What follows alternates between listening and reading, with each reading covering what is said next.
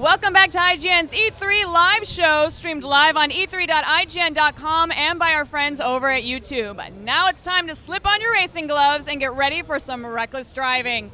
The Driver franchise is seeing a massive reboot, and car insurance rates will never be the same. I did not write that joke. With us now is Martin Edmondson from Ubisoft Reflections.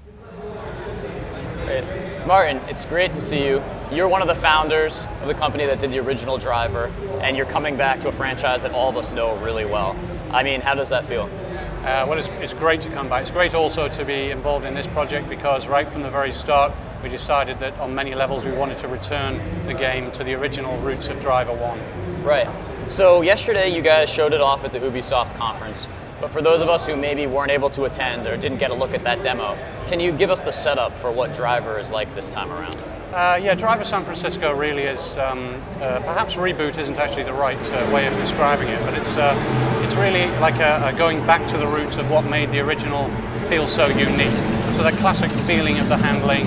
You know, Driver 1 was well known for its handling, that big 70s oversteer style of handling. Right. All of the classic moments from those 70s car chase films. So back to the roots in that way. Of course, San Francisco, the first game was set in San Francisco. The main reason being, of course, the most iconic car chase city of all time, made famous by the original Bullitt film.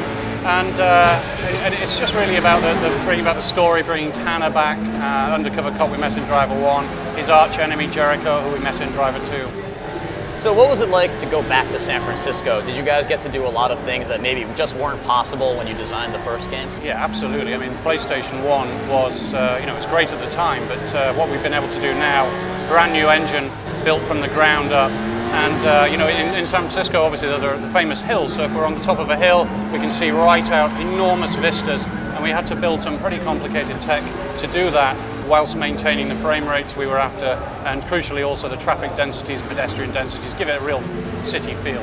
Yeah, and I noticed in the demo that we saw yesterday, there was a whole lot of stuff on the road, things to smash into. Yeah. How much of the sort of intricate detail did you want to go into to make it feel like one of those Hollywood car chases, things exploding in front of you like that? Yeah, well, we built it really to try and duplicate that feel, that the 70s car chase feel. And, they had the classic Starsky and Hutch down the back alleys, all piled with garbage, smashing through them, all the litter kicked up behind the cars, back end of the car sliding out when they come bursting back out onto the street. So it was about recreating that look and feel. So it was number one priority for us really when it came to the dynamics of the game. Right. So I think what most people want to know who have seen the demo is getting into a little bit of this new mechanic you have, where you're able to jump from car to car. Yeah. Can you talk to us a little bit about that and what the ideas are behind jumping from car to car and how that's going to improve the driver experience? Yeah, it's a brand new feature. We call it Shift. It's totally innovative, a groundbreaking feature. At its simplest level, what it allows you to do is to be above the world and to see all of the cars driving around in the world, and you can seamlessly, instantaneously shift into any vehicle that you choose, and then shift out and shift into another one. It is limited, so you can't just keep doing that, but has to charge up. But it basically brings all sorts of options in terms of the missions. First of all, it's the way of finding missions. You can have all sorts of fun with it, setting up crashes and so on, obviously. But also when you're in the middle of a mission, you can treat the cars in the world like tools. So they're a bit like the weapons that you have in an FPS. If you want to end a chase, chasing after this guy, you could maybe go looking for a big truck and try and head on that truck into the getaway driver. So that's what I was wondering when I saw it.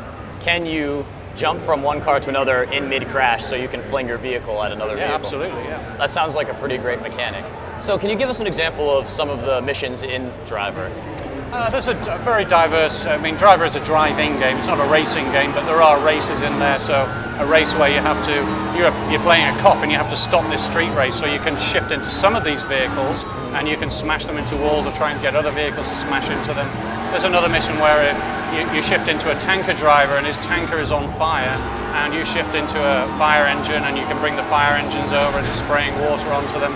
Chases, obviously, being chased by cops, you're thinking of dreaming up ways of getting rid of the cops, so you might shift into a tow truck, slam on the brakes, one of the cops hits the back of the tow truck, connects him up, you then shift into the tow truck and drive him off, and then shift back into the guy that you were playing as the getaway driver. It's quite a diverse experience. Yeah, it sounds a lot more diverse than your usual racing game. Yeah, it certainly is. You don't have to play it that way though. A lot of it, if you just want to be in the chase and you want to just chase after this guy, create the movie car chase feel, you can just stay in the car if you want to. Cool. So you mentioned that classic 70s feel, drifting riding down the road because the original car is back, the iconic car. Yeah. How important was it for you to have that car in the game, along with other more maybe modern vehicles, and the differentiation between what you're driving and how that feels to the player? The cars are really key to the game, obviously, but we have well over 100 licensed cars in Driver San Francisco, and the way we approached deciding which cars we wanted in there is very different to most of the driving and racing games. We haven't just gone for the high-performance cars, the usual cars that you see in most driving games. We've gone after those that are iconic, and by that I mean iconic in terms of car chases, car chase movies. So if you think of any car chase movie that you've seen, the chances are that car is probably in the game. And it also means all sorts of realistic cars as well. So the city isn't just full of high-performance cars, obviously. Yeah. And you know, the car that's in there, that yellow Challenger with the Dodge Challenger with the black stripes on it, there's a little interesting story there that vehicle was featured in some of the early screenshots of Driver 1, and for one reason or another we didn't put it in the game. We went for a black one, and a lot of fans were saying, where's the yellow and black striped car, you know? Well, this is a bit of a homage to the original game and saying, you know, here you are, that car's back. I still think of that car when I think of the original Driver. That's how much it stuck with me. Yeah. So what we're seeing on the screen right now is a cockpit view. Yeah, this is a classic view, used in lots of Hollywood car chases like French Connection, Bullet and so on. Tanner's in his 1970s Dodge Challenger RT here. That's my preferred way to play a racing game. Would you recommend that people play it in the cockpit view? Honestly, it transforms the experience. If you can get away with it, if you can get used to it, seeing Tanner's hands on the wheel, doing all this, you know, even, you see a little bit of it there, he grabs the handbrake and comes off the wheel, and then he starts palm steering around the bends, all the stuff you've seen in the movies. Right.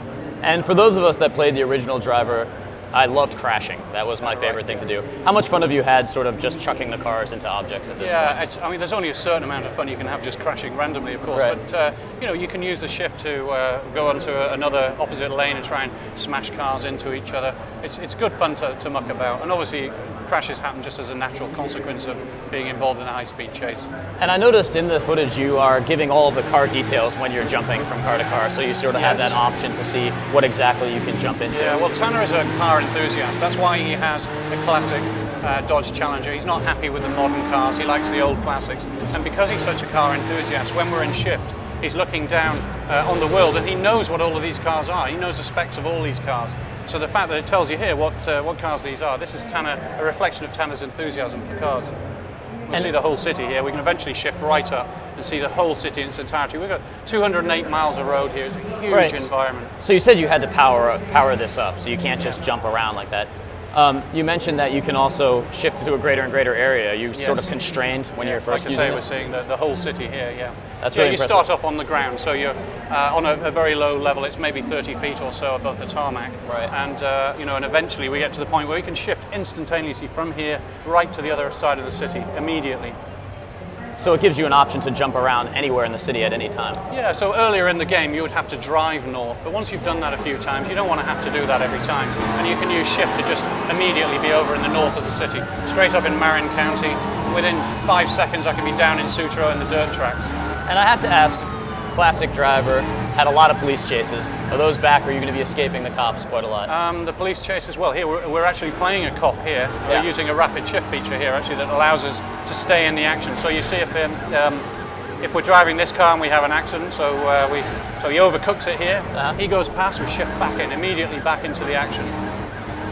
Very nice. I actually work not too far from this location right here.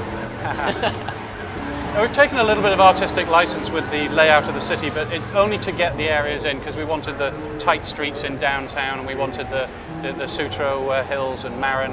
And you can see in this footage here, you just went through a bus stop that exploded, glass everywhere. So you can see that there's a lot of detail and destructible environments. Oh, that stopped. Okay, I was going to show you something there. Go ahead, what were you going to show me? I was just going to say that I remember this video, we were going to grab a big 18-wheeler truck and slam it into the front of the Mustang to try and bring the chase to a close. Awesome. Well, thanks for coming by. The game looks pretty great. Is there anything that you want to talk about before we cut out, before we leave and go on to the next segment? I think the only thing we really haven't touched on is multiplayer, just in this brief overview. And the shift absolutely transforms the multiplayer. I mean, most of the problems with driving games on multiplayer that can make them frustrating is the first bend, the first crash. That can be the end of the experience. But with shift, you're shifting around, you're stealing cars. Everyone's in the action. It can happen right up to the wire. That's great. So actually in multiplayer with Shift, you can keep everyone sort of towards the front of the race at the same time. Exactly, yeah. Well, you can't cheat because this is a limited resource, but it certainly allows the thing to flip around right at the very last moment. That sounds really interesting. I can't wait to see it. Thanks for coming by. Game looks great. Cheers. Awesome, guys. Thanks for that. And as promised, it's now time for the first live show giveaway for E3. We have a copy of Killzone 2 to send your way. All you have to do is follow our Twitter at IGN and tell us what game you're looking forward to the most. Be sure to include the hashtag #Live1 so that we can keep them all straight. Coming up next is a very pretty game that you might have heard of called Crysis 2. Yep, grab those drool buckets because you'll definitely want to see this.